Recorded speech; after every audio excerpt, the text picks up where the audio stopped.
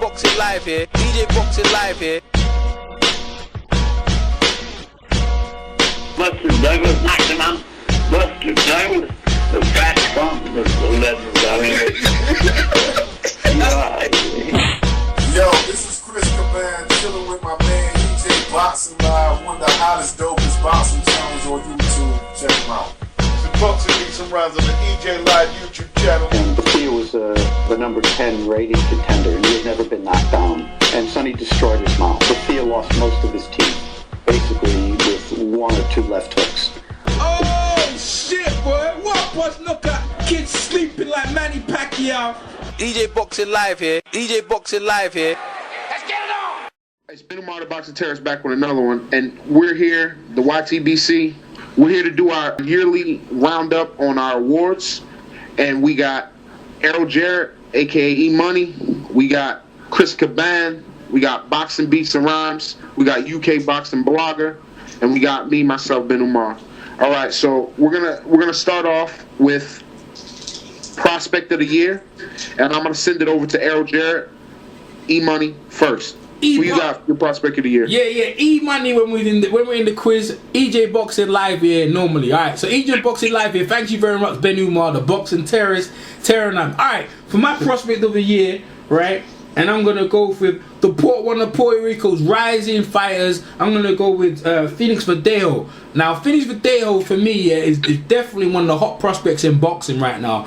This kid in the lightweight division has been tearing through the division. Most of the fights he's been finishing 1 or 2, 3 rounds in spectacular knockouts. In his last fight he finished the dude with a crushing crushing right hand. And the fight before that, he had a counter where he was getting hit, caught the guy with his left hook. His left hook is devastating. He looks like a kind of Phoenix Trinidad type of fighter, tall, 5'9", powerful in both hands. And I'm telling you, feared guy, and I definitely think in 2015 this kid's gonna definitely pick up one of the belts. Terence Crawford is probably gonna move up, and he might pick up one of the belts. There will be a win in there. But I'm telling you right now, beware the lightweight division, man. This kid's moving up, and he's definitely gonna be one of the big stars to be watch out for in boxing. So I'm going with Puerto Rico's finest, Felix Verdejo. Felix El Monte Verdejo.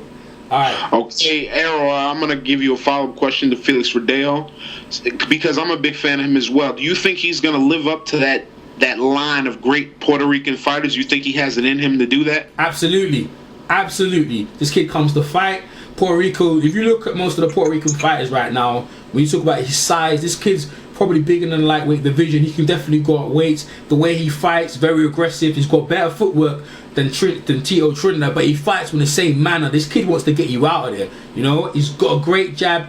Look, man, this kid definitely can do things in boxing, and I feel like definitely he could maybe a couple of weights, maybe not live up to what Trinidad do. Maybe he might surpass him, but he's definitely one of the guys there you could say, well, this kid is something special, especially with Puerto Rico, who hasn't got, you know, out of the small line, they haven't got that many champions out there, but everyone's behind him. Ivan Calderon, all the Trinidad, they've all seen this kid, and everyone's gave him the thumbs up for him to do big things in boxing. Absolutely. Thank you very much, EJ Boxing. I'm going to move over to Chris Caban. Who's your fighter of the year, my bro? That was my prospect of the year, and I know about him because my cousin in Puerto Rico been talking about this dude for 2 years. Felix Verdejo, and he also been calling out, y'all boys need to step up to the plate. He's been calling out Orlando Salido all year and Mikey Garcia, but Mikey Garcia already moved up in weight, so I don't know if he's going to get that with those fights. But he signed the top rank, I think. So I'm just looking forward to him getting those big fights. He already calling out a name, and he's not flat-footed. He's fast. He reminds me of Benitez a little bit, but he's kind of slick. All right, Chris, being it's that you are Puerto Rican and all, let me get some insight in how the Puerto Ricans are feeling about him on the island as far as what you're feeling from your family. Are they feeling him? Are they thinking that he's going to be the next big thing or what?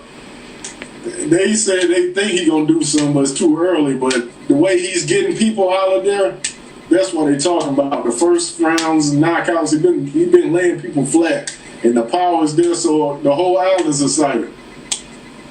Okay, yeah, the island of Puerto Rico is a very, very good island when it comes to boxing. They got him and Pedraza coming up right now, and I think they both are destined to do big things. Let me move it over to UK boxing blogger. Who's your prospect of the year, UK? My prospect of the year is Anthony Joshua. You know, obviously I'm from the UK, and I'm going to pick one of our guys this time round. He's 10-0, 10 KOs. Obviously started the pro ranks as a silver medalist in the World Amateur Championship and an Olympic gold medal in 2012. The guy's level in competition within a 10-fight period is quite amazing, really, in my opinion. You know, just put things in a little bit of perspective. At the beginning of the year, he was knocking out Dorian Darch, and Dorian Darch I know he lost quite badly, but he was fighting Eddie Chambers the other week. So Eddie Chambers, an established guy like himself, I know he's getting himself back on the road, is fighting this guy, but Anthony Joshua fought in his fourth fight. You know, the guy's destroyed guys like Matt Skelton, you know, a decent British European level fighter. He's been 12 rounds with Shagayev before, back when he was in his prime, a bit past his best, but again, he destroyed the guy. And he's been guys like Backtoff and Sprott in his last two fights, and he's got a fight in April against Kevin Johnson and one before in January. They're fast-tracking the guy. He's an exciting prospect. He's really turned into a solid pro. You know, he's got a powerful jab. He's a very tall guy. And when he throws down, he's heavy-handed, and he's got real speed and combinations, and he's got a good body punch as well. He seems to have it all, man. I'm really excited by this prospect. Anthony Joshua is UK Boxing Bloggers prospect of the year pick for 2014.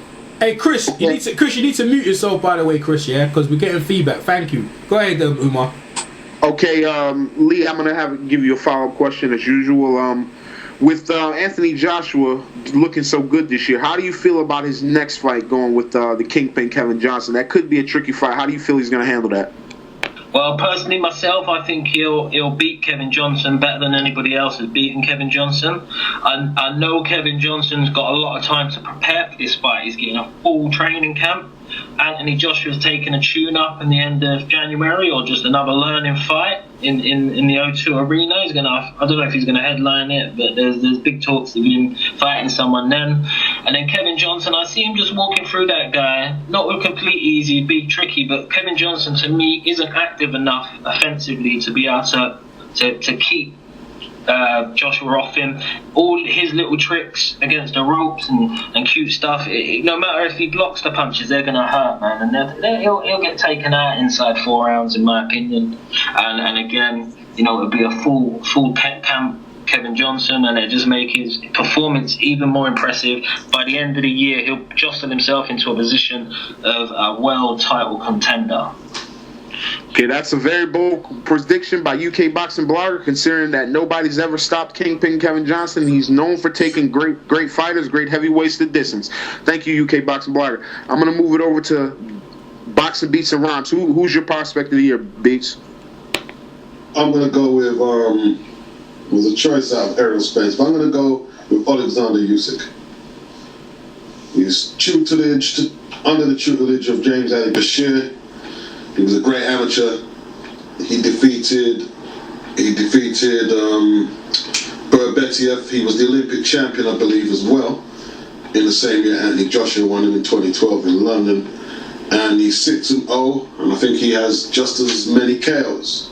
He won in the 9th round this week. And, you know, he done what he had to do. He, a tough opponent, outboxed him and finished him off. And he could get in the shake-up to fight Marco Hook or any of them guys next year, easily. All right, Beats, since I don't know much about Alexander Usyk, I only know what you and Arrow provide for us, and you guys should check that out. Arrow and Beats do commentary on these fights that are in Russian and other languages. So if you want to hear with English commentary, you check them out on EJ Boxing Live's channel. But how do you feel about his skill level as far as just his skills? You think he has the skills to rise to the cream of the crop at the cruiserweight division? Well, what I told Mr. Bashir this week is, you know, just from I'm not a trainer, I said I'm not sure when he comes off his toes, if he's as effective offensively or defensively, more important.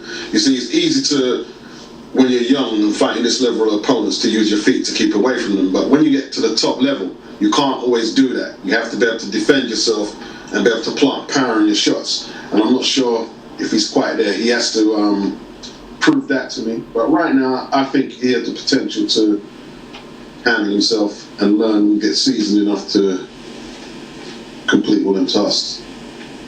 All right, thank you much. Thank you very much. That's from the OG Box Beats and Rhymes. Now we're going to move on. I'm going to do a little review of who everybody said. UK Boxing Blogger said Anthony Joshua. Boxing Beats and Rhymes said Alexander Usyk. And Errol and Chris agreed with Felix Verdejo. And I was expecting Beats to say Errol Spence, so I moved someplace else. So I'm going to have to give an honorable mention to Errol Spence. But my prospect of the year is going to be Lee Selby. If anybody knows me, knows that I'm a very big fan of this kid. I think he's very skillful. I think he's right on the cusp of getting the heavyweight, getting the title shot against Evgeny Gradovich, and I think he'll win that fight easily. I think he's got great footwork. He knows how to control distance, and he's very skillful. He's got a great defense, and that's my prospect of the year.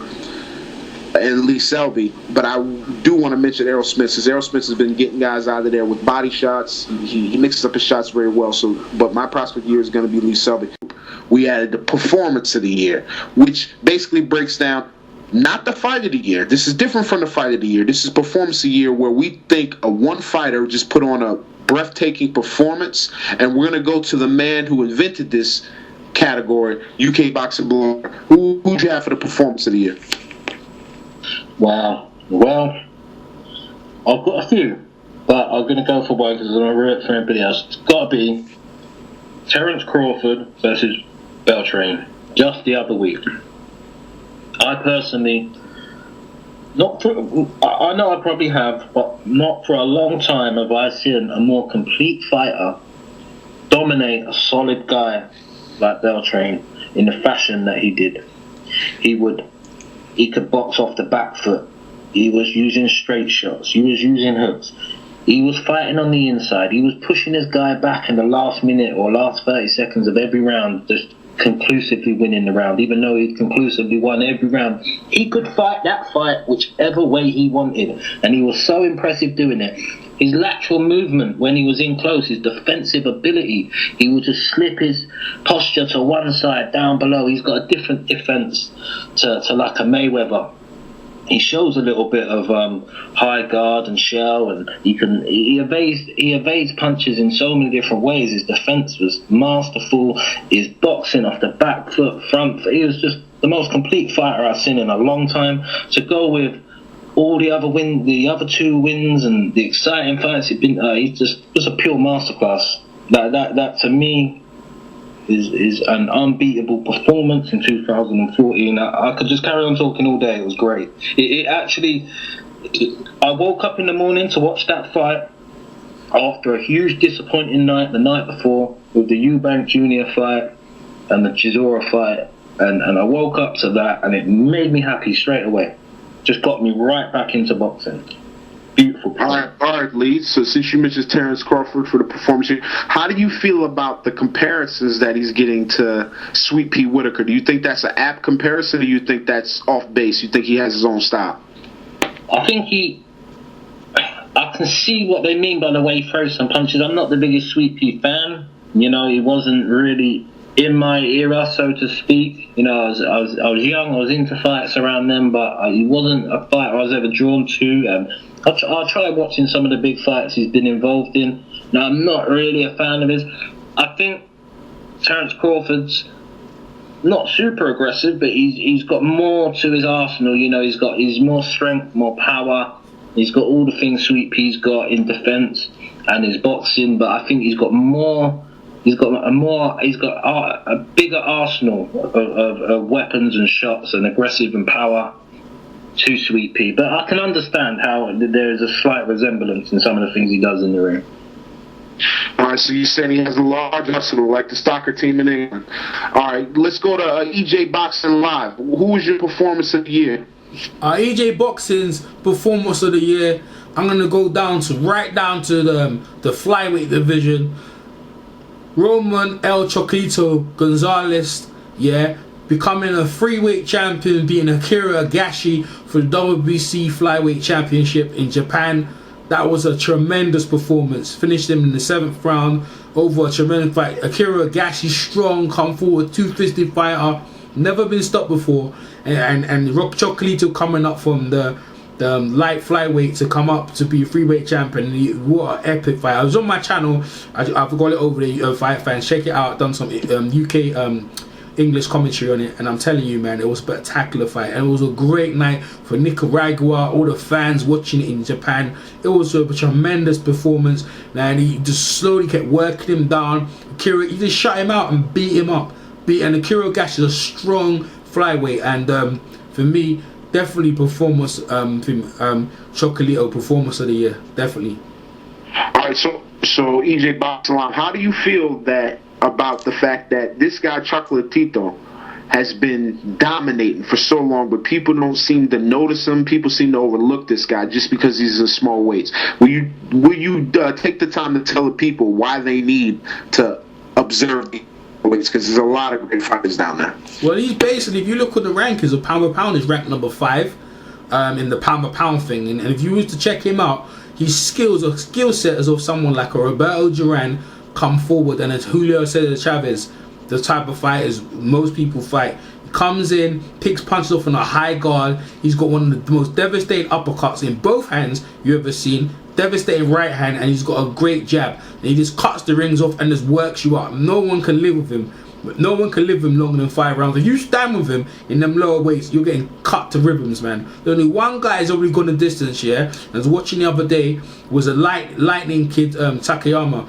He went the distance, and also Juan Estrada went the distance with him, but not many people go the distance with him. And also, yeah, you got the Hand of God, yeah. Who's that kid from China? He's going to be challenging the Net Roy Rang for the IBF belt. If they get through, if he gets the belt of a Net Roy Rang from Thailand, maybe they can unify the belts, and you'll get to see him more on TV. But in that division, Chocolito fights mainly in Japan because he's sponsored by a Japanese promotion outfit called Tekken.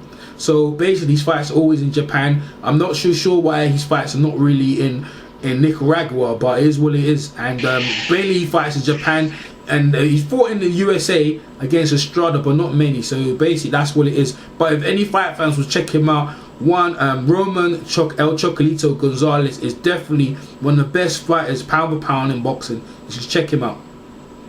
Yeah, you guys should check out Roman Gonzalez, but I'm going to say this. I'm a Juan Francisco Estrada guy, and that dude is a fucking savage. He beat the shit out of Brian Valoria, Hawaiian Punch. Go watch the fight. The kid is the truth. He got 2 losses. He lost one to Roman Gonzalez, which is a disputed fight. Watch Juan Francisco Estrada. That rematch needs to happen. Roman versus Juan needs to happen, and it needs to happen soon. But let me move it on to Christian Caban. Who was your performance of the year? My performance, Lomachenko beat up my boy Gary Russell Jr. I like that performance. Took him to school. I didn't expect that. I know a lot of some panel picked Gary Russell Jr. Me and you, Umar, I think. Or I don't know if you picked him. I picked Gary Russell Jr. to win the fight. But he schooled Gary Russell Jr. I was pretty impressed with that performance. Yeah, that was a good performance, but in actuality, I did pick Lomachenko to win that fight because of the length and the footwork. It was somebody else. I think Arrow might have picked Gary Russell, but I picked I picked Lomachenko on that fight. But how do you feel that Gary Russell can recover from that loss, and where do you think Lomachenko should go next? To be honest with what I saw, I don't think Gary Russell, there's a lot of guys in that division that will beat Gary Russell's ass. So I don't think it's going to be more of the same. I don't think there's a lot of people that'll watch Gary Russell, but Lomachenko, I think he'll do good, but I don't think he could beat Nicholas Waters. He'll have trouble with Selby, and there's some guys that's going to move up, like Frampton can move up and fight him because he ain't really no big featherweight. So I think there's a lot of guys he can fight, but we'll have to see. I don't think he's the man right now at that division.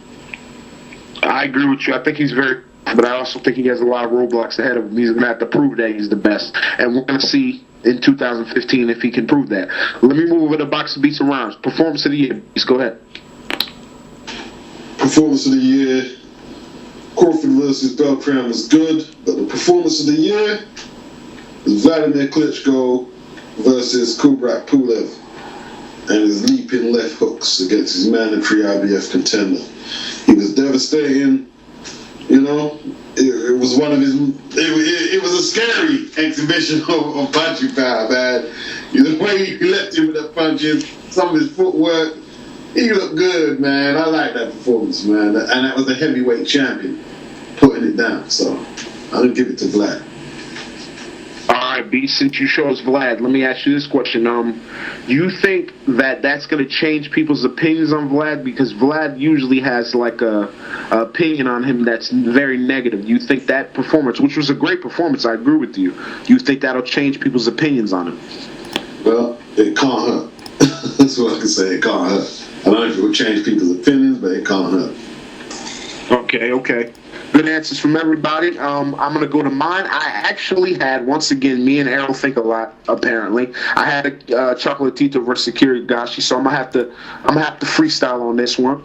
I'm gonna move to Kovalev versus Biham. I believe that Kovalev put on a performance, excellent performance, and it cost me $500. So I believe I should give him this credit because he cost me bread and he did something I didn't think he could do. I did not think he could beat Biham. I thought he was gonna get washed, and he just dominated. He won every round, and I gotta give him this credit. We're gonna go with upsets of the year, and I'm gonna lead it off with Kokietgym. Upset of the year, Kokietgym. Give it to me. I'm gonna lead off since I'm gonna. All right. Kokietgym's having technical difficulties. We're gonna give it to B since it's his subject. Go ahead, B. It's on the fly, but it's gonna be old funky cold Porky Medina when he flattened Jay Leon.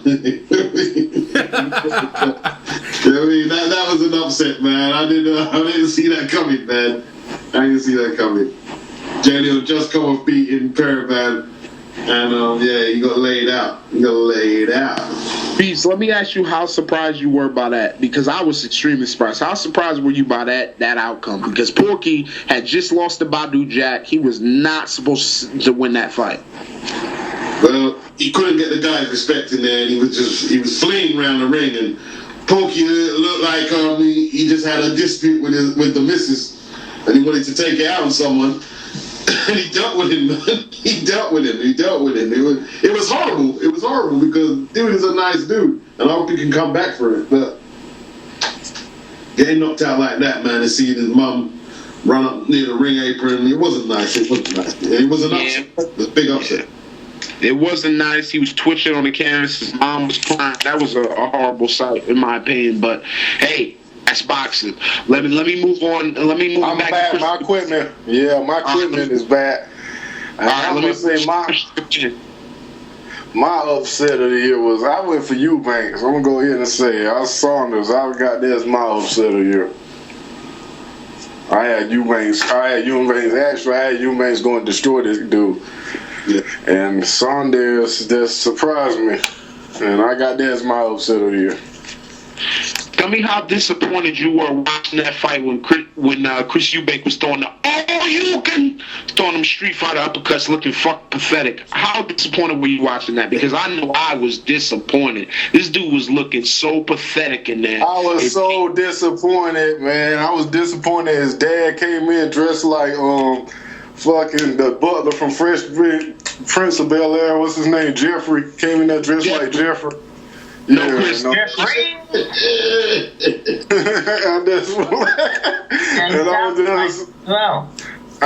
the damn punches he was throwing, he looked like he just started fighting. I'm like, what the hell is going on?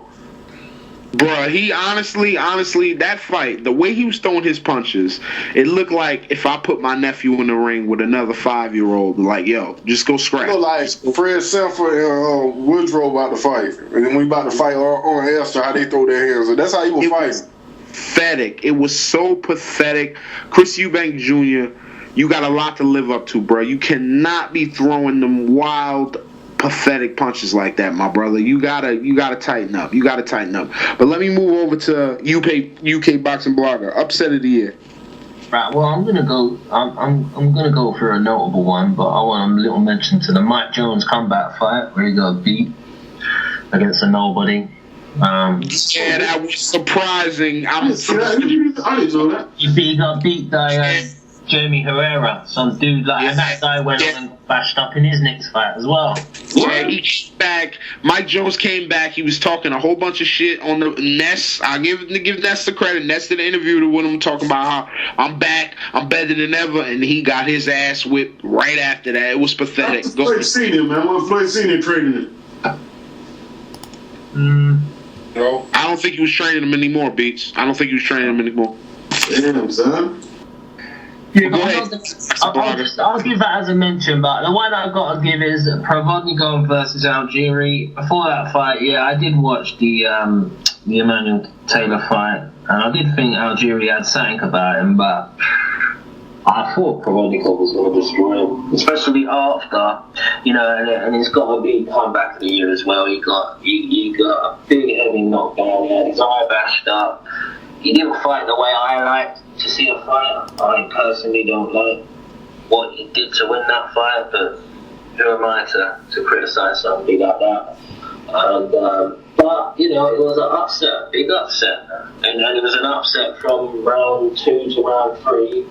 It was an upset of even bigger magnitude and meaning because of what had actually gone down in the first couple of rounds, so big props, it was a big upset.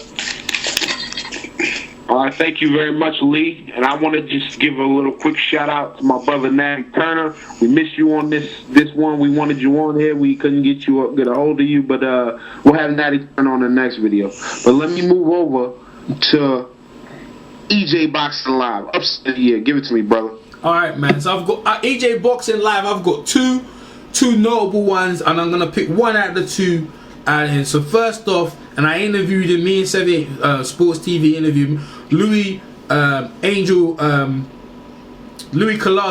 Collazo versus Victor Ortiz, and with that big, me and Sevi was saying, you gonna test that chin, and he went straight for the chin and knocked out Victor Ortiz.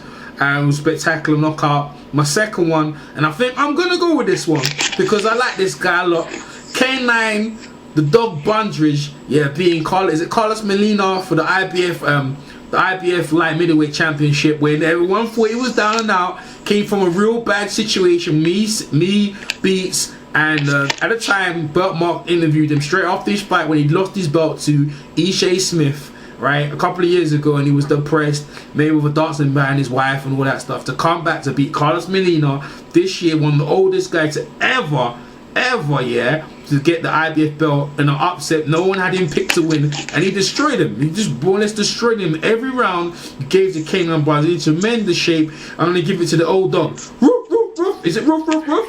I don't know. Bark, bark, bark, whatever it is. Salute to K9 Bundridge. For me, that's that. Definitely upset of the year for me. K9 Bundridge. That was a big upset, and upset of the year for me. I really didn't have one because B sprung that on me. I really didn't have one. But I'm going to go with Porky because, honestly, I didn't even watch that Jay Leon fight because I just thought it was a foregone conclusion. I avoided the fight. It was on Showtime Extreme. I'm like, I ain't going to watch this tonight. I'm gonna go have dinner with my girl. I went to dinner with my girl. I come back. I didn't check my phone. I sign online. I see I talked to Beast and Arrow. They tell me this nigga got knocked out. And I was so surprised. Like, you got to be kidding me. By this bum? And it was just surprised me. So, yeah, that's my knockout of the year. I mean, my upset of the year. We're going to go with upsets of the year. And I'm going to lead it off with Christian Gaban. Upset of the year, Christian Gaban. Give it to me. I'm going to lead off since I'm going to... All right. Christian Gaban's having technical difficulties. We're going to give it to Beast since it's his subject. Go ahead, Beast. It's on the fly. It's going to be old funky cold Porky Medina when he flattened Jay Leon. That was an upset, man. I didn't see that coming, man. I didn't see that coming. Jay Leon just come off beating Paravan. And yeah, he got laid out. Beast, let me ask you how surprised you were by that, because I was extremely surprised. How surprised were you by that outcome? Because Porky had just lost to Badu Jack. He was not supposed to win that fight. Well, he couldn't get the guy's respect in there, and he was fleeing around the ring, and Porky looked like he just had a dispute with the missus, and he wanted to take it out on someone. And he dealt with him, man. He dealt with him. It was horrible. It was horrible because dude is a nice dude, and I hope he can come back for it. But getting knocked out like that, man, and seeing his mum run up near the ring apron, it wasn't nice. It was an upset. It was a big upset. It wasn't nice. He was twitching on the canvas. His mom was crying. That was a horrible sight, in my opinion. But hey, that's boxing. Let me move on. Let me move back. Bad. My equipment. Yeah, my equipment is bad. I'm gonna say my upset of the year was I went for Eubanks. I'm gonna go ahead and say I Saunders. I got this my upset of the year. I had Eubanks. Actually, I had Eubanks going to destroy this dude. Yeah. And Saunders just surprised me, and I got that as my upset of the year. Tell me how disappointed you were watching that fight when Chris Eubank was throwing throwing them Street Fighter uppercuts, looking pathetic. How disappointed were you watching that? Because I know I was disappointed. This dude was looking so pathetic in there. I was so disappointed, man. I was disappointed. His dad came in dressed like fucking the butler from Fresh Prince of Bel-Air. What's his name? Jeffrey came in there dressed like Jeffrey. No, Chris Jeffrey.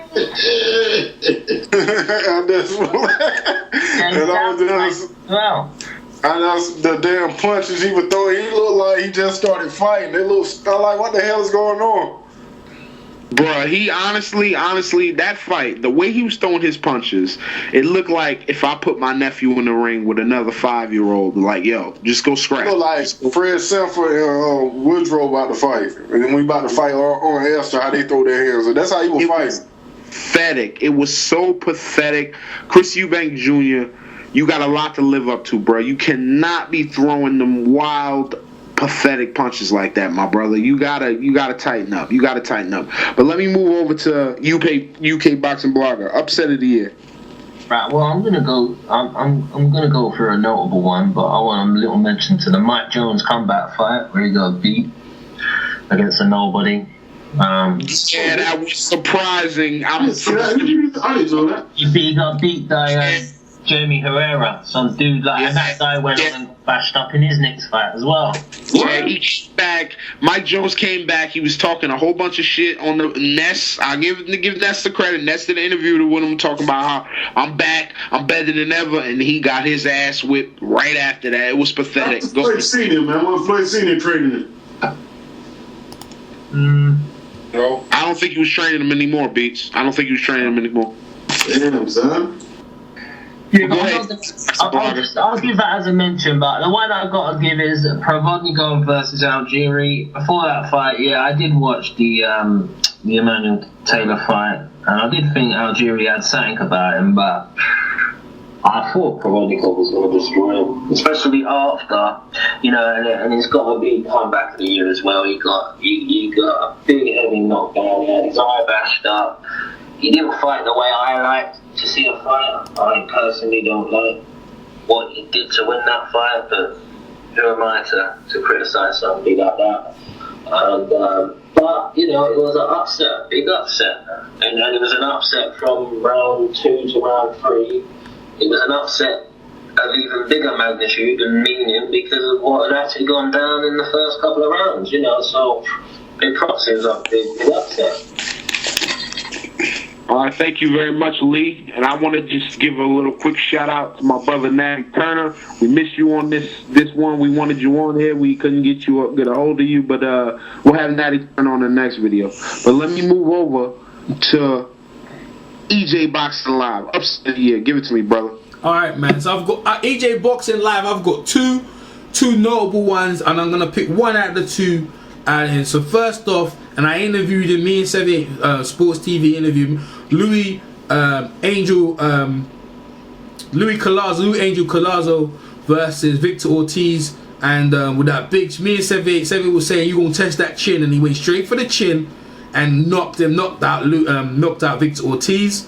And it was a spectacular knockout. My second one, and I think I'm gonna go with this one because I like this guy a lot. K9, the dog Bundridge, being Carlos Molina for the IBF light middleweight championship, when everyone thought he was down and out, came from a real bad situation. Me beats. And at the time, Belt Mark interviewed him straight after his fight when he lost his belt to Ishe Smith, right, a couple of years ago, and he was depressed, maybe with a dancing man, his wife, and all that stuff. To come back to beat Carlos Molina this year, one of the oldest guys to ever, to get the IBF belt in an upset. No one had him picked to win, and he destroyed him. He just more or less destroyed him every round. He gave the K9 brothers in tremendous shape. I'm gonna give it to the old dog. Roof, roof, roof. Is it roof, roof, roof?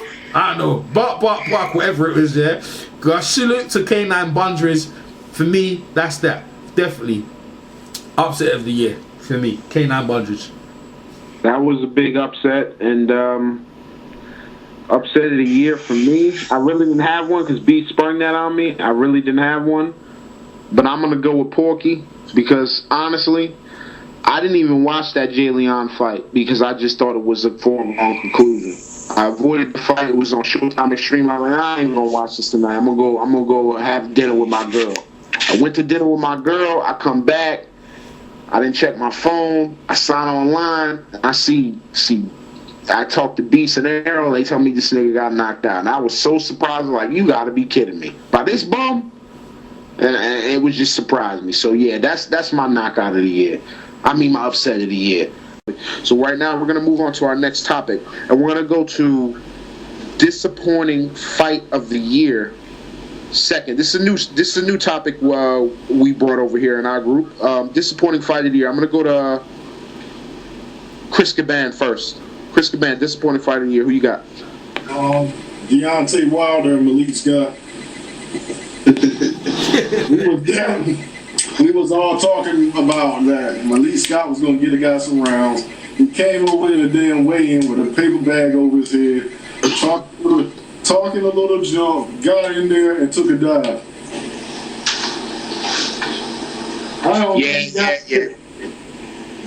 That hurts me. That hurts me because Malik being a Muslim name, which actually means king. That's why his nickname is King. For people who don't know, Malik means king. That's why his nickname is King. But let me ask you, do you think that he purposely took the dive for his friend because it's well known that they're very good friends, or do you think when he got in there and felt the power, he just didn't want no parts of it? What's your opinion? He felt the wind go by his head, and he said, "I'm out of here." He took it down. He didn't want to taste that love. Yeah, I seem to agree with you on that one. I had to stop defending Malik Scott. I tried my hardest, but I had to stop defending him. But let me move on to UK boxing blogger. Who's your disappointing fight of the year? I'm just going to have to say an obvious one from a UK perspective again, but it was a world perspective. I know a lot of American fight fans who was very interested to see Bellew Cleverly 2. They'd even had time to go and watch the first fight against two guys they knew relatively nothing about. So it was a big hype. There was a pay-per-view card on the line. We were debating for ages whether it was pay-per-view worthy or not. Because the main event wouldn't hold up, but we thought the undercard was great, but the main event. Hey Lee, you sound like you're underwater. Like you need to get close to the mic. Sorry, guys. Even though it wasn't a fight that meant a lot in title contention status or anything like that, there was a really good backstory to it. It was a big grudge match. Everybody thought the world was going to be set alight. Two guys that hated him were going to come down and throw down a new cruiserweight limit. It's going to give the guys some extra power as well to make it even more exciting. You had Cleverly's work rate against Bellew's power. Which one was going to prevail? They were both going to come at it, and they just never come at it. The whole world was watching that fight, and it shed very bad light on the UK fight scene, and the pay-per-view card as a whole was awful. It's just. That fight was just a proper letdown, man. I can't really say anything more, man. I got a follow-up question. Being that like you said, the whole world was watching. And me being an abnormal person, being an avid ringside watcher, avid watcher of British fights, how do you think the world received that fight after all the hype, and then it ended up being just a plain old dud, and then being pay-per-view in the UK? How do you think, speaking for the UK, how do you think the UK felt about that? I was gutted, man, and I know it's about the fight itself. It was about the whole night, you know. You had lots of guys, you know. Don't forget, we had the Cole Froch Groves fight at the beginning of the year, and it drew some attention to like a big UK fight scene, you know. So, and then I think a follow-on group of supporters from American fans were like, "Wow, man, they have some real good shit going over there." And this must be a real good fight. And there was a pay-per-view debate on it, and it built up a lot of hype. And it was just, I think the UK fight fans as a whole were just terribly disappointed. The whole night was awful because we had a lot of stars on there, but they were all meaningless fights, really, that were sold to be good fights, and they were all boring. Everybody underperformed. And by the time you got to the main event, yeah, it was just a complete flop. It was disappointing. The whole thing just was a tiring nightmare. You were just tired and just unhappy at the end of it. It was terrible. Yeah, that card was disappointing. The only fight that seemed to live up to it was the Gale versus Perrybon, and that was the fight of the night, in my opinion, at least what carried the card. We move on over to EJ Boxing. What was your disappointing fight of the year? EJ Boxing, go ahead. EJ Boxing live, yeah. My disappointing fight of the year was Brandon Rios and Diego Chavez. That fight right there was a complete stinker, man, from the start, man. I mean, the two of them put on the most foul-filled fight you ever want to see, and it's like, boy, if I tell anyone, yeah, go watch that fight, that would just turn people off boxing. It was terrible. Two of them fouling, lacing, blows. The referee had no control of the fight, the bout. It was terrible. I think Vic Jackaleff's taking points off the two of them. Everyone needs to mute, by the way, because I don't want to get no feedback, yeah? Like, Chris, Beach, you need to mute, yeah, if you can. Thanks very much, Beach, yeah? Like, yeah, Vic Chaplin is trying to, take points to warn these guys to control it, and the fight ended up stupidly. The fight ended up, I think it was Brandon Rios won I think he won by the point. It was terrible. It's foul-filled fight. And it's bad for boxing, to be honest with you. It's bad advertising for boxing, which you coming into that fight, you think it was going to be a great slugfest, man. I remember I was talking to Dwyer, me and Dwyer was talking about it, and he's thinking, yeah, that fight ain't going to go the distance. And yeah, he nearly went the distance, but it was just terrible. So that's my fight, yeah. Diego Chavez versus Brandon Bam Bam Rios, disgusting fight of the year. That's just terrible. That's mine. That's being that Diego Chavez versus Bam Bam Rios, that Chavez was up in the fight. Do you think, in your opinion, that it should have been stopped due to disqualification? Or you think that was a bad disqualification? What's your opinion on that, Aaron? I think it's a bad disqualification. Just let the stinking fight finish. Let it play out, man. It was terrible. But the referee, he had no control of the two fighters. He couldn't see what was going on. It was a bad disqualification. But the fight was stinking, and it's not that's one of the worst fights of the year. Bellew and Cleverly is stinking. That's a stinker as well. But to me, that was awful. And I'm glad I want to see nothing of it. Diego Chavez ain't a good. Brandon Rios, I don't know where he's going to go. But yeah, that was bad. The referee, it was the wrong referee first. They should have Steve Smoger in there. He didn't let them two bashed up each other, let them lace each other all day. He would have sat back. Me and Chris was watching one of the Verdejo fights, and he stopped it early. But Smoger he's a Hall of Famer. He would have let them two kill each other. Damn, so well. Yeah, so that's our shit. Speaking of Steve Smoger, like Errol mentioned, he's going into Hall of Fame this year. He's my favorite referee. I think he's the best referee out there, and I think him going to Hall of Fame is well deserved. But let me move it over to Boxing Beats and Rhymes. What was your disappointing fight of the year? Beats and Rhymes, go ahead. Well, Bellew and Fury was bad. Canelo and Lara was bad. But for me, Sean Porter and Kell Brook was terrible. Brook, to me, on a way to wasn't impressed as everyone else was. Just really wasn't impressed. Porter looked like an absolute two-fight novice in there, swinging wildly, no accuracy or guidance on his shots. I'm going to go for Porter and Brook.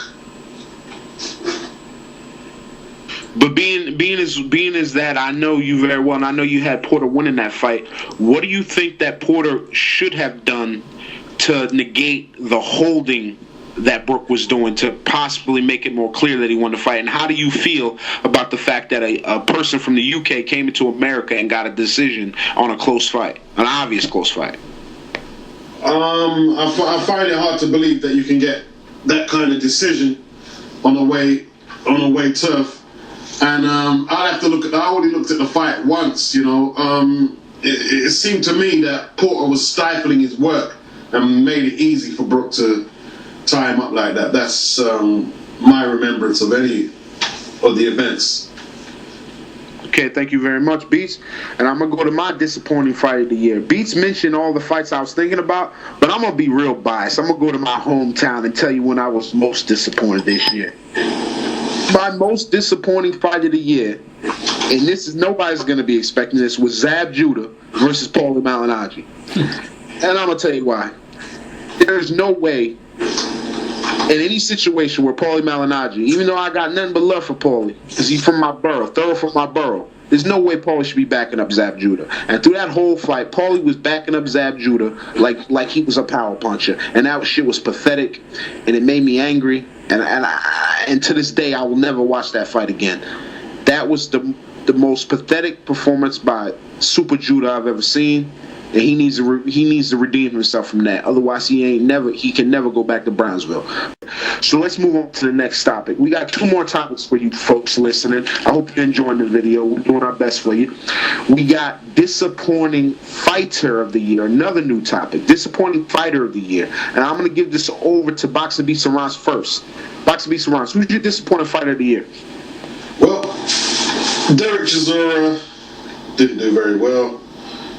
Eubank Jr. was very disappointing, I have to say. But I'm going to give it to Tim Bradley.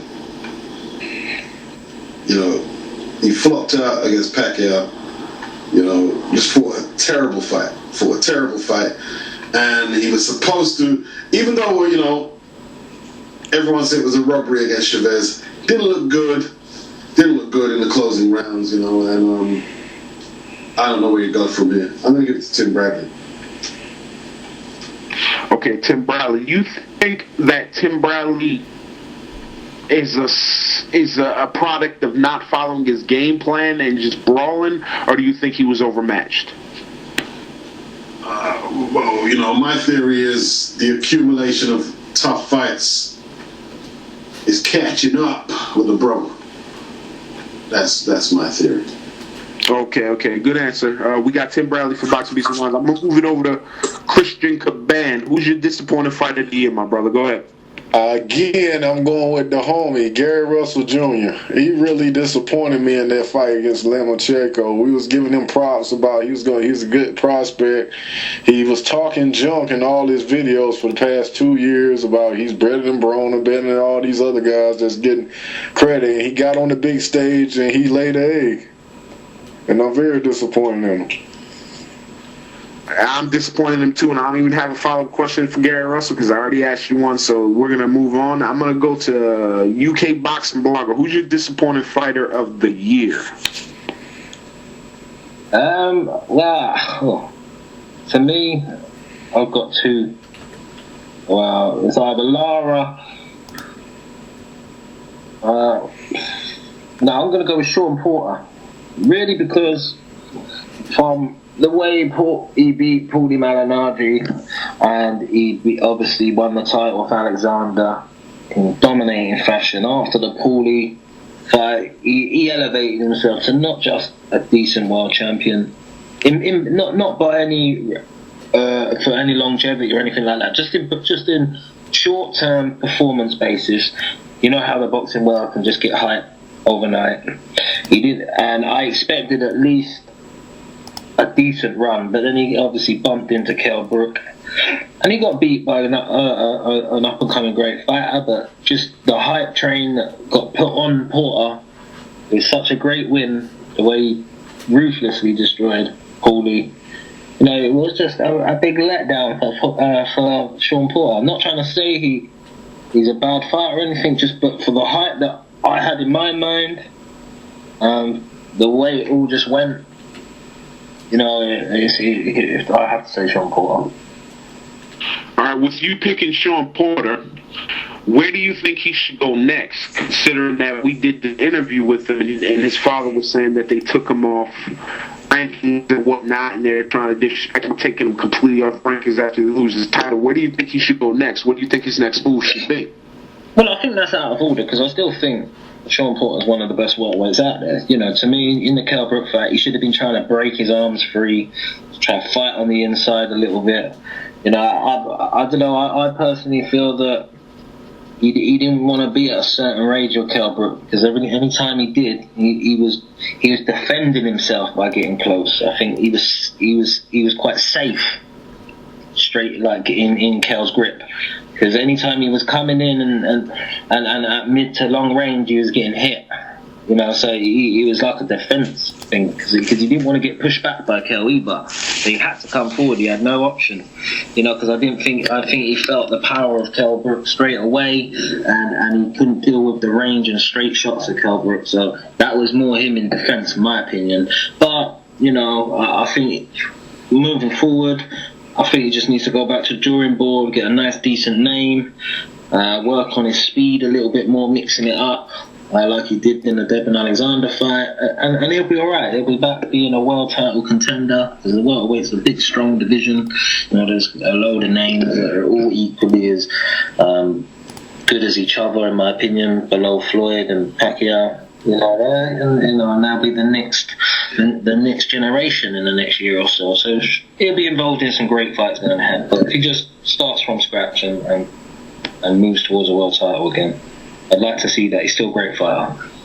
Well, Kell Brook tell him about that chocolate brownie punch, whatever the hell he was talking about. He told him it meant something, and it looked like it affected Sean Porter's game plan in that fight. I got to be honest about that.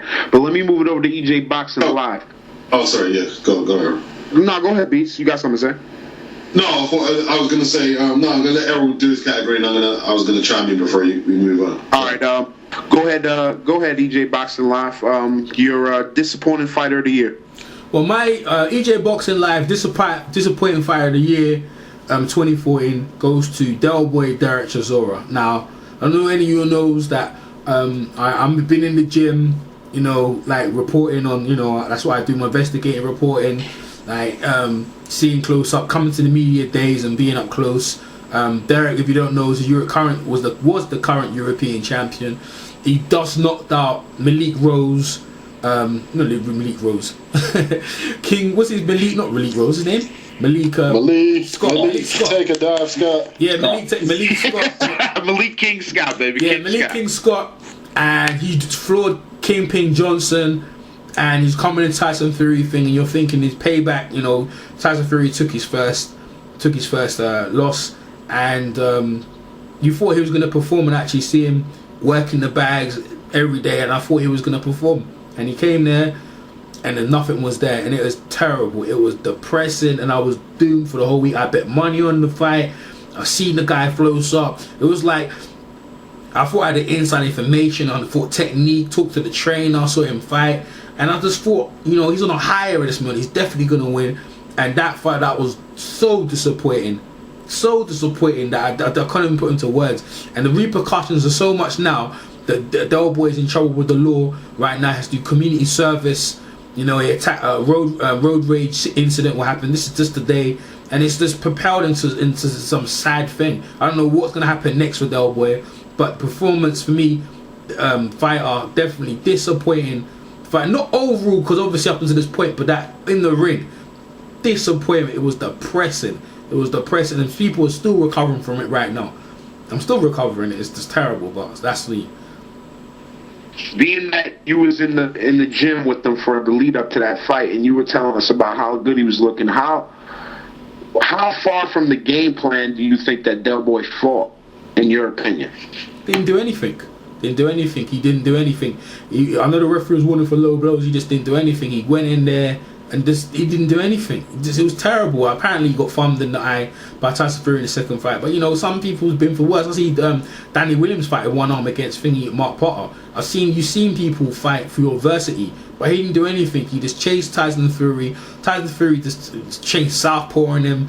it was just a one-sided beating, and for people watching, it was very, very, very disappointing. I don't know what Del Boy does with his career now. Apparently he might be fighting sometime next year, deep in next year, but after now you just find that community service, it just looks very disappointing for him, and it's a sad thing. It's just very sad and very disappointing. I can't even put into words how disappointing it was. And for people I was telling everyone that Del Boy's going to do this, Del Boy's going to do that, and nothing happened. It was disheartening, for real. All right, thank you, EJ Boxing Live, and I'm going to go to my disappointing fighter of the year, and I was going to go with Devin Alexander, just for the performance he put up against Amir Khan, following him around the ring and just not cutting off the ring. I don't know what the fuck he was doing, and then when he lost to Sean Porter, just clearly he beat Sultan Crawford. I'm gonna give a curveball. My disappointing fighter of the year is Manny Pacquiao, and I'm gonna tell you why. Manny Pacquiao is fighting nothing but soft touches. Now Bob Arum is trying to sell us Vargas. Jesse Vargas is the next opponent, Floyd. Okay, this guy fought Chris Algieri, who before he fought Ruslan Provodnikov, before he fought Ruslan Provodnikov, which is I thought he won the fight, so I'm not going to use it as an excuse. But a lot of people thought he didn't. He hadn't fought anybody. He was a kickboxer. Okay, so there's no reason for you to even be fighting this guy. And if Floyd would have fought him, they'd have crucified him. But when Manny Pacquiao fights him, it's a good fight, right, or whatever. That was a joke of a fight, and he did what he was supposed to do. So I don't give him no credit for that. And now they're talking about him fighting Jesse Vargas. Stop it. The most disappointing fighter of the year, in my opinion, is Manny Pacquiao because of his opponents, and that's my opinion. All right, so now we did most disappointing fighter of the year. First one, I think another contender for disappointing fighter of the year is Danny Garcia. Got the gift decision against Herrera, and then he got the cherry apple picking Rod Salka, and he needs to get back on horse. So we can move on from that. Yeah. All right, since you brought up my boy Swift, you know I'm a big proponent of Swift. What do you think has gone wrong with Swift this year? Because you're right. He went from up here, and he's basically slowly lowered himself down back. Because once he beat Matisse, it seems like it's been a slow decline of bringing himself back. Because, before he fought Matisse, he had a lot of hate. And he kind of got above the hate because he fought the guy that they all said he was afraid of. But since then, he had, like you said, he had the controversial fight against Herrera. And then he just fought some fucking bum dude from Pittsburgh that he should never been in the ring with, and he got a knockout, and he's talking shit about that. But that doesn't mean nothing. Even though I love to see dudes like Salka get put to sleep, but it doesn't mean anything in the greater scheme of things. But what do you think he needs to do to gain that respect back, Beats, since you brought him up? Well, it's quite simple. Step up the level of opposition and win fairly, and step your game up. I mean, who do you think he should be fighting? Man, Jesse Vargas would have been good. And Lamont Peterson. They're the fights, Broner. Okay, I agree with you. I think he should fight Lamont Peterson and Broner. Forget Jesse Vargas. Jesse Vargas is living off gift decisions. Nobody cares about Jesse Vargas. But Lamont Peterson and Broner, yes, I agree with you. But him and Broner are very good friends. I don't think that fight's happening anymore. They always making excuses why that fight's not going to happen because they're such good friends. They're playing that friendship bullshit. And then let me make a little quick note. Mauricio Herrera won that fight last weekend. And he got robbed once again. And I'm just getting sick and tired of Mauricio Herrera getting robbed over. He got robbed over Benavidez, in my opinion.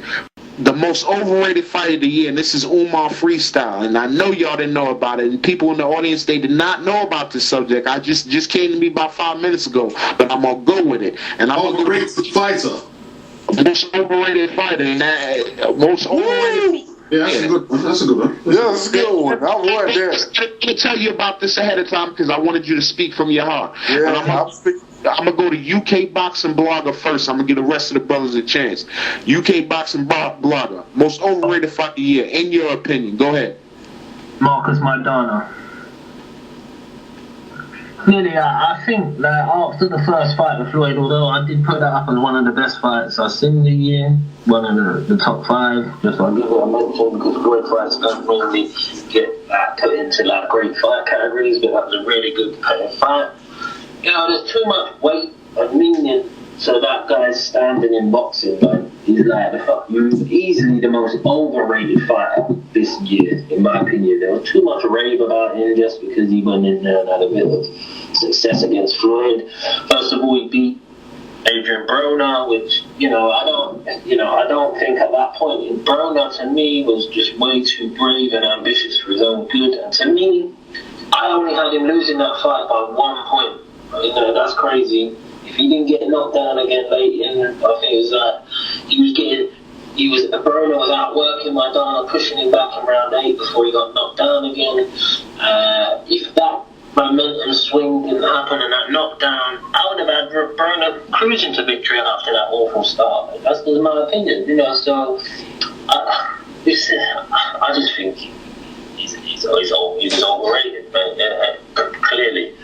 So that's my opinion from the heart.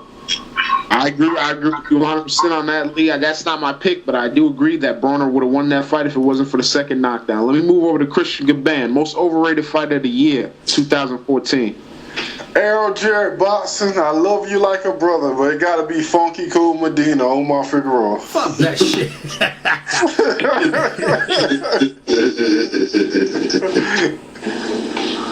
Yo, Chico Medina could have got the knockout of the year with Jamie Love, innit? That was one of the upsets of the year. No, Omar Figueroa. Yeah. Go ahead, Chris. Yeah, we do the upsets the year after we won. Oh, yeah. Go ahead. Yeah, we'll do that next.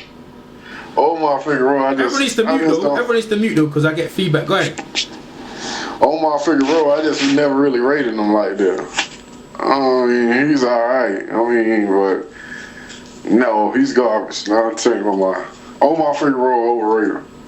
Hey, Chris, me and you see eye to eye on Omar Figueroa. I think that dude is trash, but I'm not going to go too deep on him. Let me go to EJ Boxing Live, most overrated fighter of the year, 2014. 2014, overrated fighter of the year, coming from the UK, coming from Liverpool, over there, Mersey, Tony the Bomber Bellew. Are you serious, bruv? That guy is terrible. Me and Spencer Oliver, we talking in the gym, alright, about this kid, right? Comes into the fight, talks the most green shit. I'm gonna knock him out.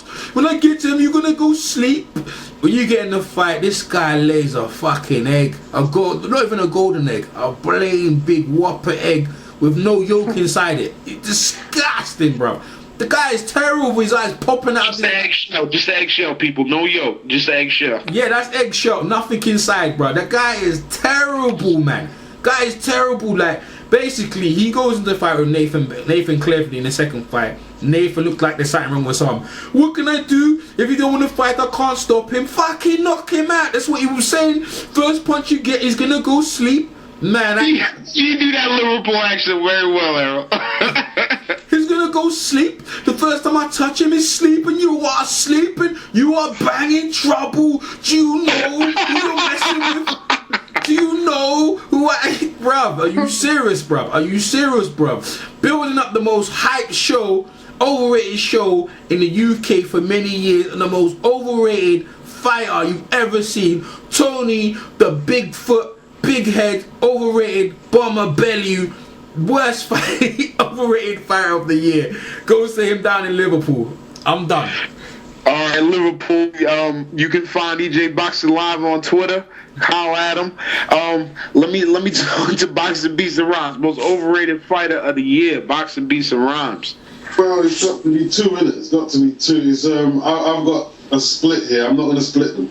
They're both going in the same box, and it's Chris Algieri and Diego Chavez. Oh yeah. Chris Algieri. Oh my gosh, he's terribly overrated, terrible fighter. And Chavez, she's getting big TV date after TV date, and Rigondeaux can't get nothing. You know what I'm saying? So yeah, there you go. All right. I won't argue with that, but mine is going to be a little bit of a curveball because people love this guy, but I'm going with Little G. Little Gennady Golovkin. This guy is so overrated to me, it disgusts me. This guy has fought a whole bunch of nobodies. He's fought no one of note. He's beat a whole bunch of guys that Peter Quillen has already beat, but they give him credit for those, but they shit on Peter Quillen. Hey, get some feedback, man.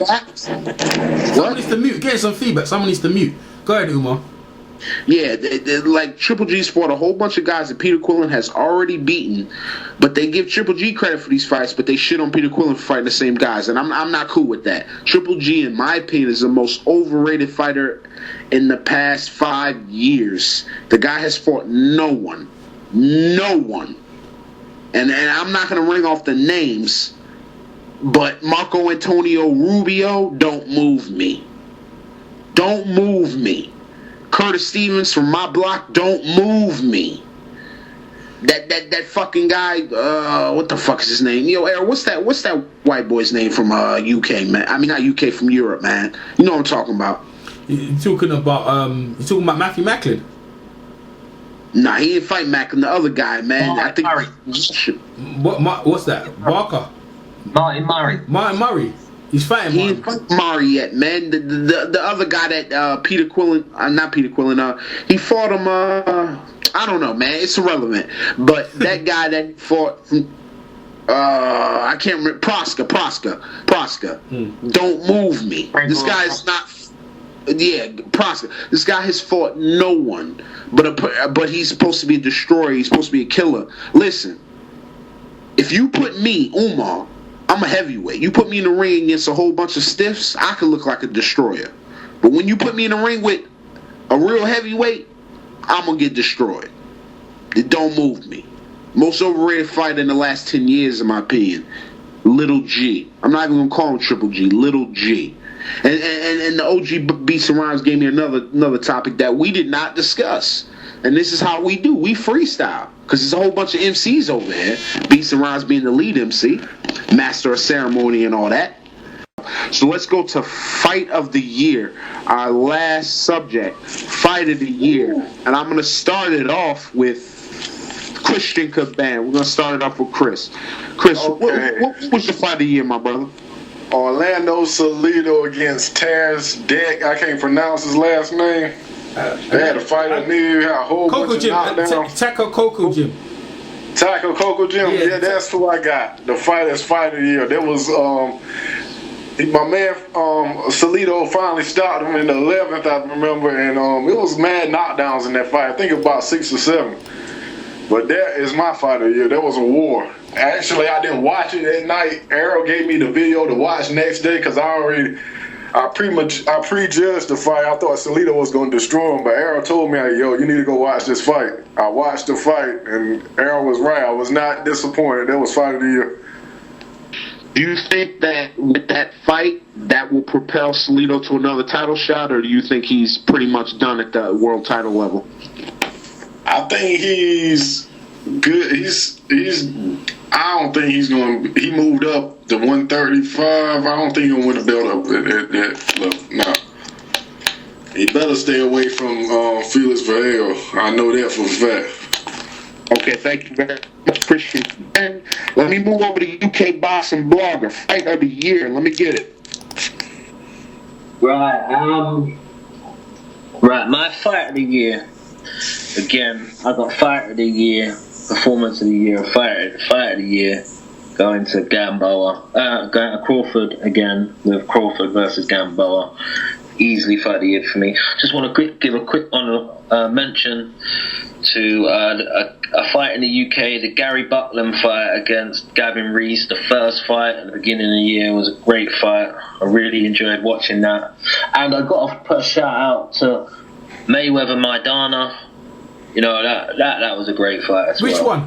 Which one? The first one. Okay, thanks. Yeah, the first one. Mayweather Maidana won. That was a great fight, man. Just so that I just put them mentions to them two fights. I really enjoyed them fights, but to me, the fight that got me buzzing, like flying around my living room, has got to be Gamboa versus Crawford, man. There were so many variables into that fight. Crawford looked powerful, big.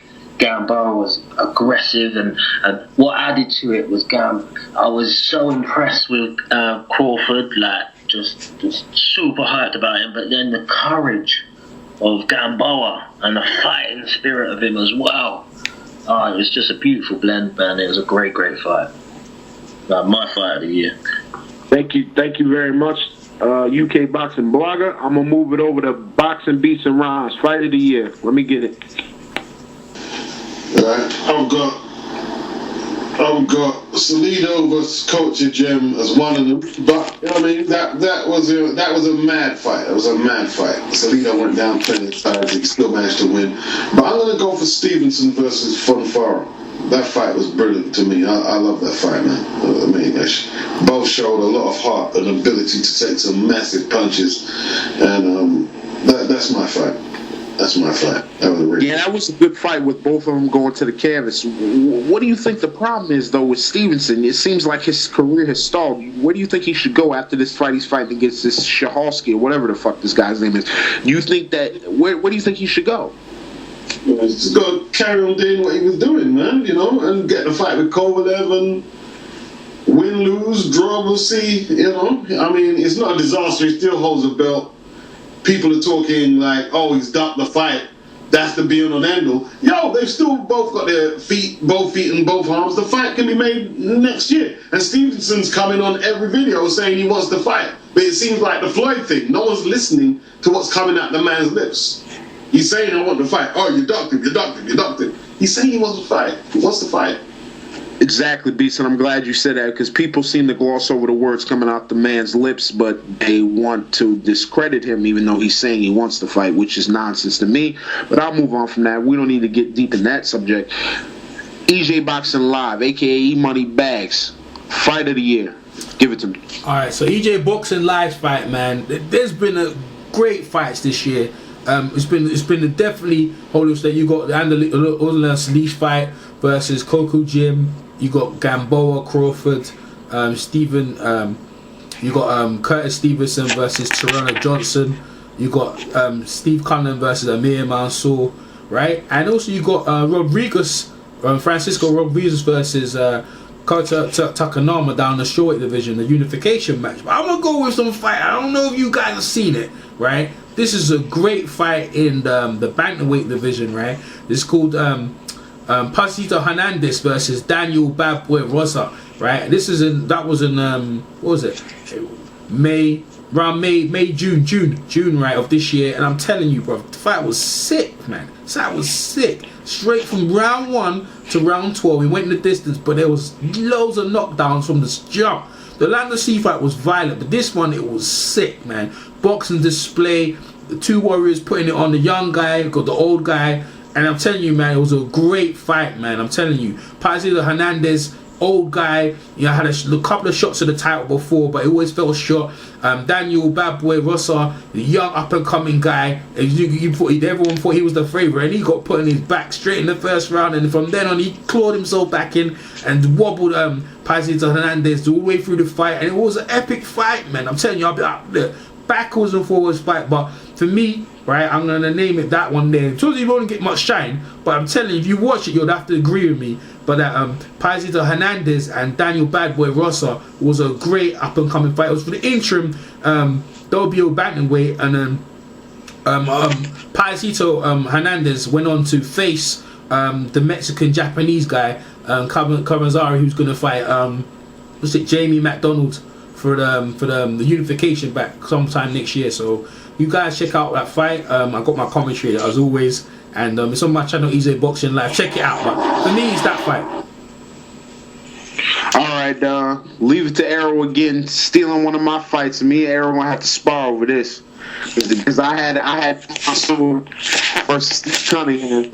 But I'm gonna move on to my second, which was pretty much, I guess we're gonna have a unanimous or majority decision. I'm gonna go with Bud Crawford versus Gamboa with all the knockdowns back and forth. That was just a great fight. Those two brothers put up a great fight, and I have nothing but respect for Gamboa for moving up to that weight where he doesn't belong and fighting with his heart out. So I'm going to go with that. But now we're going to go to the big one. This is the big boy. Fighter of the year. And I'm sure we're all going to have different people, but we might have the same. Yeah. See, I'm gonna go to Christian Caban first, since he's eager to go into fight of the year. Christian Caban, go ahead. You know it's Terrence Bud Crawford. You know that, brother.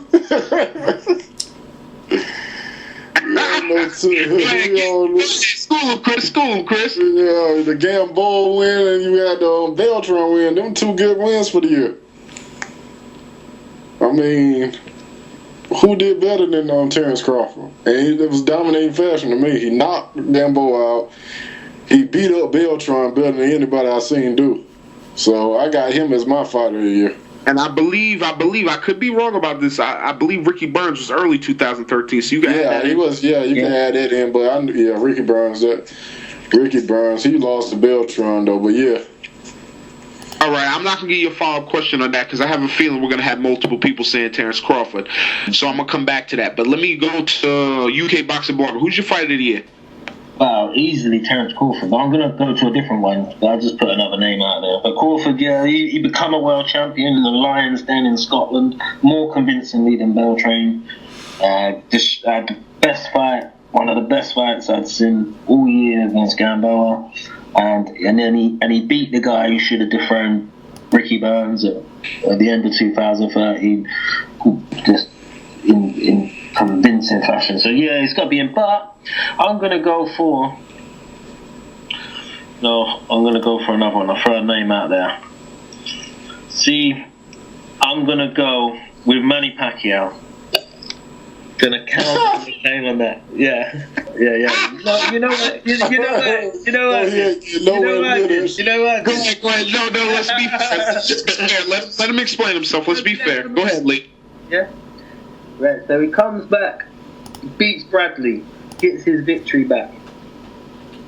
After recovering from one of the highlight reel KO that would end most fighters' career, he comes back, beats Rios, but then he beats Bradley at the beginning of the year. And he comes back and beats Chris Algieri. I know this is part of the reason why I said it. I know you say that Chris Algieri has not done much and all that, but Chris Algieri beat Emmanuel Taylor much better than Adrian Broner did. And when Emmanuel Taylor fought Broner, he'd already been beaten convincingly by Algieri. Emmanuel Taylor's beat Kareem Mayfield as well. So from that point, Emmanuel Taylor is no bum to having your record at that stage of Algieri's career and to beat him decisively over 10 rounds. And then he beats Provodnikov in the way that he does. So Manny Pacquiao beats a world champion. And they agreed to a weight, and they both made the weight. So, and it was completely one-sided to take a quick guy that many people had picked Algieri to cause Pacquiao nightmares, and he beat him easily. His style was all wrong for Pacquiao, everybody said. He beat him easily. Showed he's on a different level to just average world champions. So therefore, he's got to be a contender for fight of the year. But my first pick is Terrence Crawford. And along with many people. Since I didn't argue with Chris's decision, I won't argue with yours. All right, Lee's got me. Let me move over to EJ Boxing Live. Who's your fighter of the year? Hey, Lee. Somebody mute themselves. Yeah, Lee needs to mute yourself. Go ahead. I already moved. All right, let me move over to EJ Boxing Live. Fighter of the year, brother. Man, you know what I'm saying? Like, it's Bud Crawford, man. Like, you can't get anyone. I could have mentioned Chocolito or Triple G, because Triple G had tremendous knockouts against certain opponents, knocking out cats left, right, and center, yeah. But for me, it's got to be Bud Crawford. There's nothing more to be said, man. Like, the performance he put on against Gamboa was so impressive. And that down there in Elmham, Nebraska, don't get no attention. The man putting Nebraska on the map. Anyway, I'm not going to say that, yeah, because Nes be saying that, playing that thing. Yeah, I was thinking about saying the same thing. I know what you're talking about, but go ahead, Errol. It's the illest N in Nebraska, you know what I'm saying? But I ain't going to say that. But yeah. But he put Nebraska on the map. We know Nebraska. Look, they came out for Bud Crawford, man. They came out for him, bro. And he be putting on the performances that he turned a part in America with no one even over there into a hotbed of fight in town, bro. Almost like Kelly Bradwick back in Youngstown. dead over there back in the day. So it was a beautiful thing, and he's just putting on great performers, the Gamboa performers, the Beltran performers, the Burns. I know obviously that was the year before, but man, the kid's going from strength to strength. He's moving up now to 140. So nothing but Terence Crawford has to be Bud Crawford for me. Absolutely no more to say. Nothing more said. All right, I got a follow-up question on Bud Crawford, since 3 people picked him now, or 3 people picked him, or 3 in a row now. How does it look and feel to see that we got a fighter now? Because everybody's always saying that black fighters can't sell, they can't do this, they can't do that. How's it look? How much of a good look is it that Bud Crawford is out there just selling out in Omaha, Nebraska, which is the whitest place on earth? How does it look? Tell me how much of a good look that is to you, Errol. Oh, that's tremendous, man. Look, man, white, black, they all coming out, but in obviously in that rural place there where you think, you know, they wouldn't come out. It just shows you, man, like, God fires you so. Having said, I don't know who said that, but if you look at Mike Tyson, you look at Vander Holyfield, you look at Nigel Benn, Chris Eubank. Listen, man, if you're a great fighter, right? If you're a great fighter and you're fighting great fights, the people will come and find you, bro. They will come look for you and they will support you. So in the day, he's a great fighter and he challenged the very best. Remember, he's the first champion in Nebraska for years. In fact, Nebraska's never had a world champion. Never had a world champion, and he's gone over there and he's done it in spectacular. He's such a nice guy. It's hard, you can't say a bad word against him. And like, for me, whoever said black fighters don't fight, all we have to do is look in Nebraska, because he's the illest N in Nebraska, and that's what we have to say, bro. There's nothing more. Let's just readjust that. He's the illest brother in Nebraska. That's right. Period. That's right. Let me speak on Nebraska for a second. Errol's not even American. He just said something very true. Nebraska is not known for winning anything.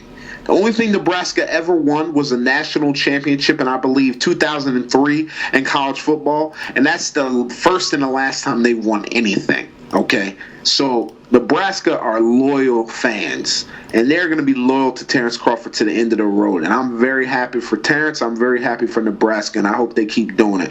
But let me move it on to the OG Beats and Rhymes. Fight of the year. Give it to me. I hope you can dress warm, because you're going to be working in Nebraska. You're going to be Terence, man. Well, to be honest with you, I'll split it into 2. I'd say Terence had the year. The Gamboa fight was spectacular. Took Gamboa's O, and Gamboa showed how good he was by how tough a fight he gave Terence. Yeah? I ain't really seen no one compete with Terence like that. Well, I haven't anyway. And the Beltran fight, the uncrowned champion, that wrapped it up. Triple G had a decent year. But, you know, I'm not going to say if I keep saying any more, then people are going to start saying you hate him because he's whatever. I'm going to split it between Bud. Bud had the better year, but Kovalev beat the legend decisively, you know. So he had the one fight. I don't think that counts as out Bud's year, though. I'm going to go for Bud, but I'm thinking of Kovalev still. All right, I mentioned Kovalev earlier, so I don't need to mention him again. I got Bud Crawford too, so that seems like we got a unanimous decision. And for anybody that's gonna say we're picking him for whatever reasons, we got Lee Simmons picking him too, and nobody coerced him. He chose him himself. But what we're gonna move to now, folks, we're gonna move to what we want to see in 2015. Everybody's gonna choose one fight that they want to see in 2015. And we're going to discuss that. And I'm going to go with Christian Caban first. What's the main fight you want to see in 2015, Chris? Since Terence Crawford is moving up at 140, I would like to see him fight Danny Garcia. The rematch in the amateurs. Yeah. I co-sign that. That's the one fight I'd like to see. Okay. That's the fight I want to see. That's a good fight. UK Box Blog, you agree with that? You don't have another fight you want to mention? Yeah, okay, yeah. You know, I would love to see Terence Crawford beat up Mikey Garcia. Love to see that. I'd pay fucking £50. Well, I'm a big Mikey Garcia fan, so I wouldn't like to see him get beat up, but I agree he would beat him up. But let me move it over to EJ Boxing Live. Who you want to see in 2015? There's two, right? First, I'm going to go with Lomachenko versus Nicholas the Axeman Waters. That's the one. That's fire. That's fire. And then we're gonna go for the fight, the biggest and the most highest paid fight ever in boxing. Manny Pac-Man Pacquiao versus someone doing some stuff in the background here. Manny the Pac-Man Pacquiao versus Floyd Money Mayweather Jr. That's the shit right there. Them two. I would love to see them two fights next year. It will them two fights are fire fights. The fans will get their money's worth, and you know you're gonna get action packed with Lomachenko over there and thinking one more Lomachenko versus Guillermo Rigondeaux. Now the two Olympians. If Rigondeaux would move up go into the featherweight division, which I believe he's good. Yeah, buddy. That was one of mine, Arrow. That was one of mine. That's it. That's all. Just give me that, and I'm good. That's what I'm saying. All right, let me go to Boxer Beats and Rhymes. You can give me as many as you want, Beast. Go ahead. On with it. Well, I just want to see Andre Ward get a fight, period. I want to see Rigondeaux get a big fight. Wilder Stubborn, that's going to happen. I don't care about Manny and Floyd anymore because it doesn't matter what Floyd says. I hope if he goes and frustrates the haters, I don't care. Thurman and Floyd, I want to see. I want to see Thurman and Floyd. But the only one I'm really going to go into bat for because he deserves a shot. James DeGale deserves to fight Froch, not Froch vacate the title. Mm-hmm. You know, Froch should honor your debt, man. And then give the boy a shot, man. Yeah, I agree, man. I want to piggyback off that too. I want to see Froch fight. I want to see DeGale and Froch fight, beat up Triple G. Okay, yeah, I agree with that. But it's my turn. I agree with every fight that everybody said, so I'm not going to rehash it. But what I will say is this: I would love to see specifically Froch. Even though I don't believe Froch doesn't lose anything by not fighting anybody, because every time somebody brings a fight to Froch, he takes it. So I'm not going to disrespect him, but I would love to see him fight DeGale. He gave the other guy. He gave Rose a shot, so give DeGale the shot. And once you do that, but I see how Froch is seeing it. Once I give this guy a shot, they're gonna bring another challenger. I see what he's saying. He's earned a stripe. So if he doesn't take it, I'm not gonna discredit him. But I would like to see that. And I would like to see Chocolatito versus Francisco Estrada. My guy, Francisco Estrada 2. I would really love to see that fight because the first one was fucking amazing. I would love to see that. I would love to see the Pacquiao Mayweather just so I could shut these fucking pack pounds up. And I would love to see Adonis Stevenson versus Kovalev. Yeah. To shut that shit up. And I would love to see, I'd love to see Terence Crawford versus Mikey Garcia or Danny Garcia. Even though all three of those guys are three of my favorite fighters on top, they're three of my favorite fighters, but I'd like to see those guys decide who's the best. And I'd love to see, this is a fight nobody mentioned, I'd love to see Amir Khan versus Maidana 2. Because I truly believe that Amir Khan got lucky the first time. And I think the second time Maidana will put him down. And I even though Amir Khan's a Muslim, Bismillah ar-Rahman ar-Rahim, alhamdulillah, I do not believe in this guy. I do not support this guy. This guy talks a lot of bullshit, and I think he needs to learn his lesson. And the one thing about Allah, subhanahu wa ta'ala, is he teaches lessons. And Amir Khan needs to learn that lesson. And I think I think Maidana's the next teacher.